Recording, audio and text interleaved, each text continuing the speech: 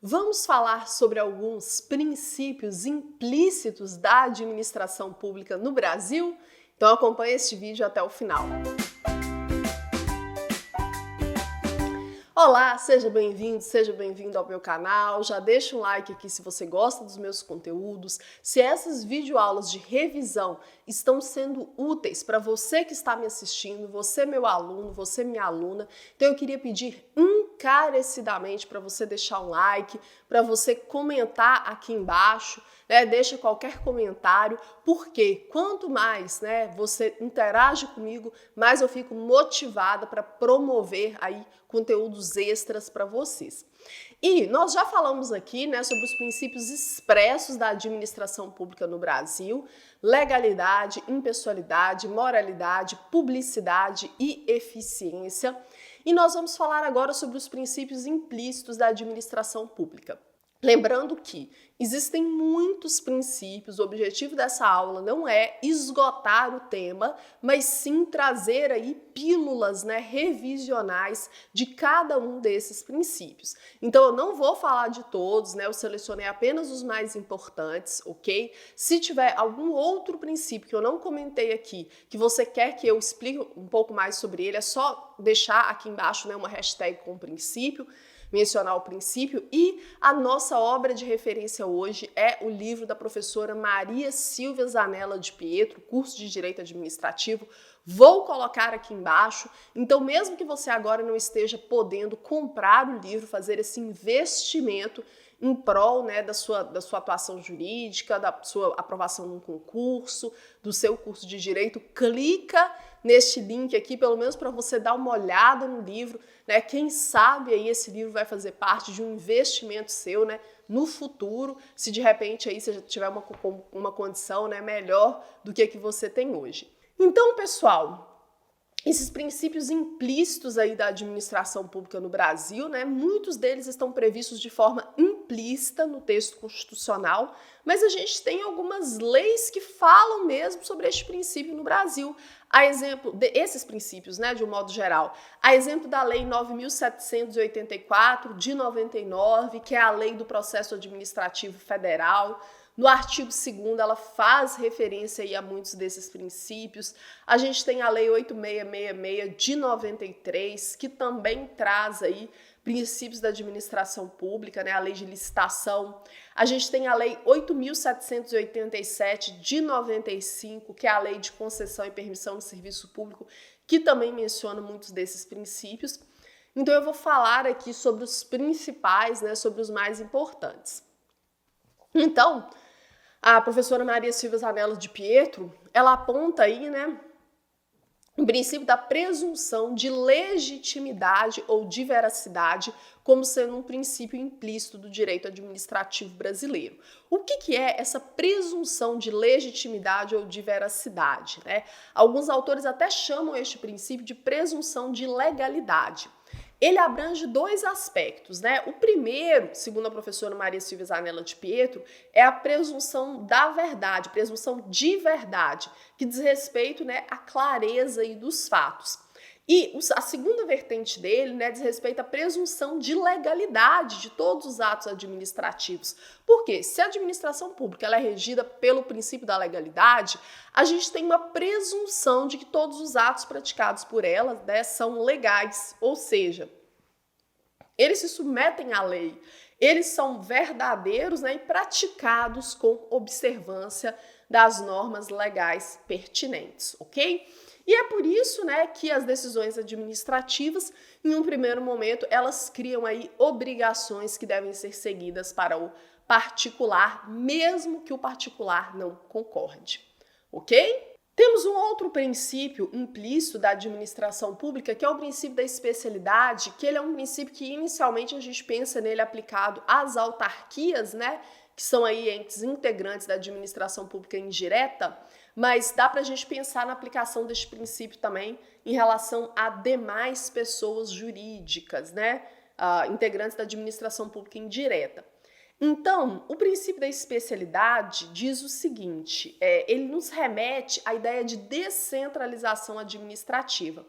Quando o Estado ele cria pessoas jurídicas públicas administrativas, né, quando o Estado cria aí as autarquias, a exemplo do INSS, o INSS é uma autarquia, ele cria esses entes para descentralizar a prestação de serviços públicos, só que com vistas à especialização de função. Ou seja, a lei que cria essas entidades, né, ela estabelece com precisão, né, quais as finalidades que a lei cumpre a ela atender, para que esse ente foi criado, de modo, né, que não cabe aos administradores públicos se afastar em âmbito de sua atuação nessa entidade da finalidade para a qual a entidade foi criada.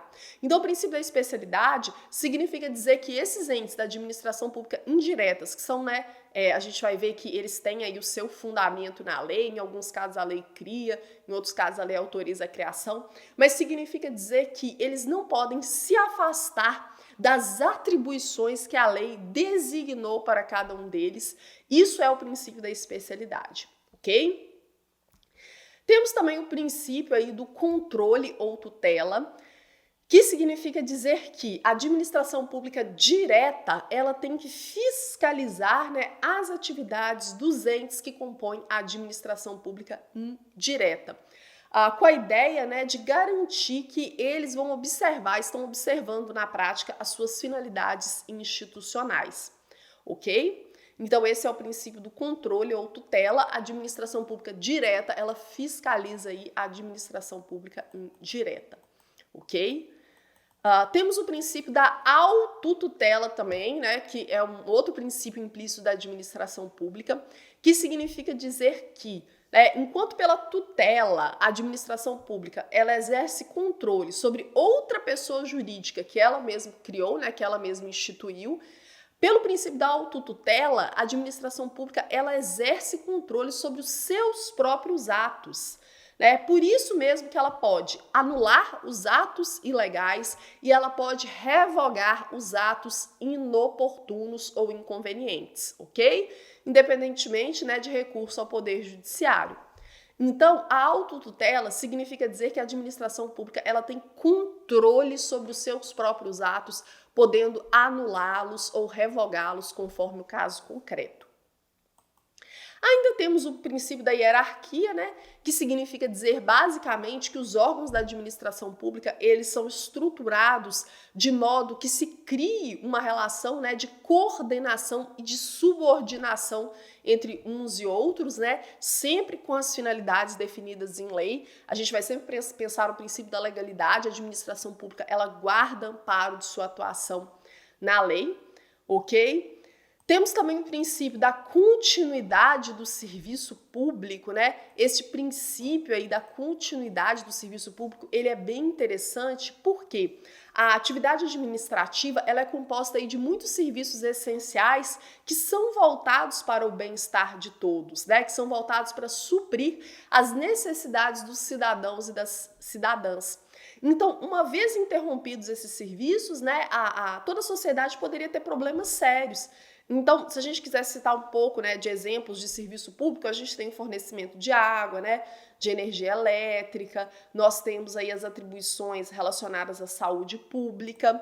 Então, quando a gente fala, né, do princípio da continuidade dos serviços públicos, nós estamos dizendo que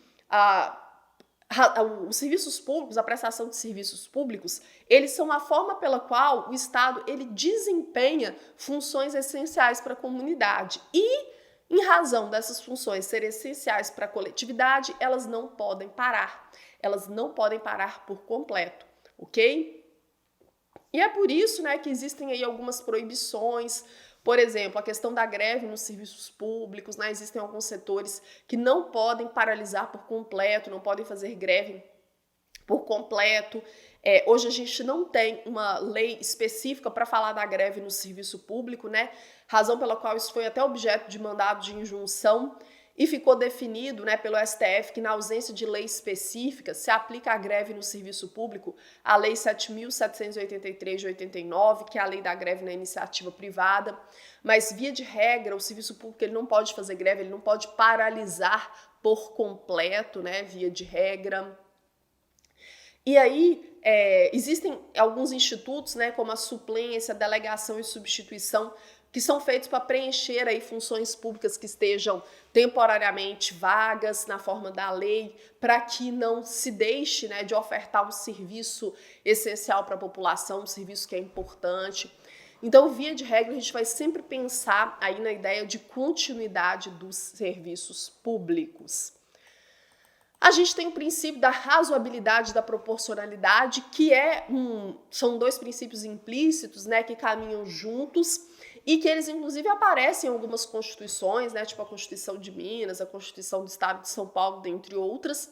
Então, a gente está falando sobre princípios que têm como objetivo colocar aí um limite para a discricionariedade da administração pública. Então, a ideia da razoabilidade e da proporcionalidade, né, esses princípios, eles foram criados aí para evitar que a administração pública cometa excessos. Eu gosto muito da definição desse livrinho aqui, que é um livrinho que ele não é um manual, né, menos ainda uma doutrina, é um livrinho com revisões preparatórias para a prova da OAB. Vou até colocar o link aqui, se você quiser comprar ele, né, do professor César Babler, não sei se fala assim o nome dele, mas que foi enviado para mim pela editora Arraiz. E aí, quando ele fala sobre proporcionalidade ou razoabilidade, né, ele fala que o princípio da proporcionalidade, né, que também é denominado de princípio da razoabilidade, tem gente que entende esses princípios como sendo o mesmo, ou como sendo princípios parecidos, ele proíbe excessos na atuação administrativa. E ele até dá um exemplo, né? É nula, por falta de proporcionalidade, a demissão de servidor público somente por ter faltado ao serviço injustificadamente por um dia. Eu gosto muito desse exemplo, né? Porque ele fala sobre como que, ainda que a administração pública ela pratique certos atos discricionários em que há margem de liberdade, né, para a escolha do gestor público, liberdade em cima da conveniência, da oportunidade, mas ele deve fazer isso, né, de uma forma evitando excessos. Por isso o princípio da razoabilidade, né, e da proporcionalidade ele é tão importante. E a gente tem uma lei, né, a Lei 9.784 de 99, que faz referências aí ao princípio da razoabilidade, da proporcionalidade, inclusive de forma separada, né?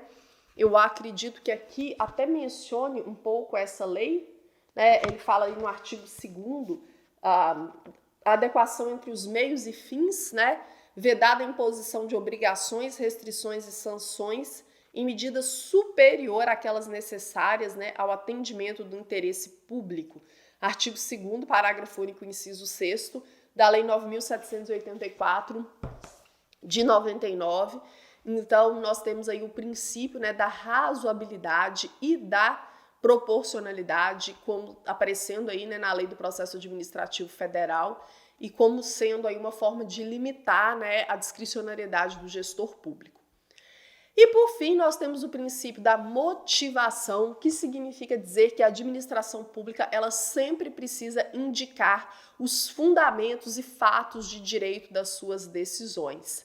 É um princípio, né, consagrado pela doutrina e pela jurisprudência, e teve uma época, né, que eles discutiam se a obrigatoriedade de motivação dos atos administrativos era só para os atos discricionários, né, aqueles em que tinha uma margem de liberdade para agir do administrador, ou só para os vinculados, em que ele era obrigado a se ater exatamente apenas ao que a lei diz, né, sem liberdade, mas hoje em dia isso já está pacificado, né, todo ato administrativo ele precisa ser motivado, e a professora Maria Silvia Zanella de Pietro, ela fala, né, que a obrigatoriedade dos atos administrativos se justifica em qualquer tipo de ato, né, porque a gente está falando de uma formalidade aí que é necessária para permitir o controle de legalidade dos atos administrativos.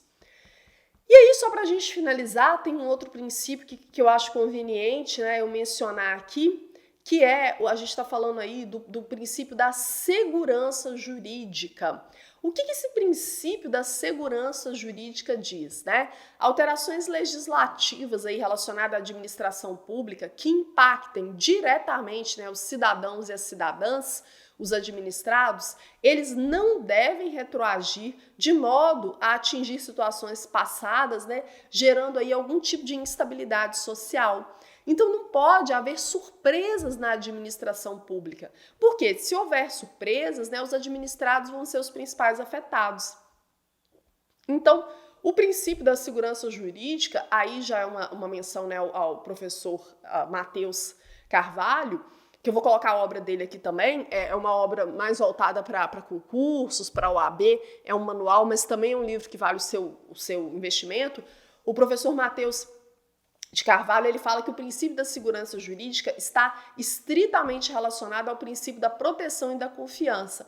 Ou seja, se a administração pública ela pratica alguns atos que beneficiam os administrados, depois, no futuro, ela não pode dizer que conferiu uma nova interpretação a essa legislação, né, tentando fazer aí com que retroaja a lei de forma a tirar um benefício que foi concedido. Então, ainda que a lei mude, aqueles benefícios que são concedidos aos administrados, ainda que a lei administrativa mude, eles não podem ser retirados sob pena de violar aí este princípio, que é o princípio da segurança jurídica, que é um outro princípio importante aí, né, previsto em âmbito da administração.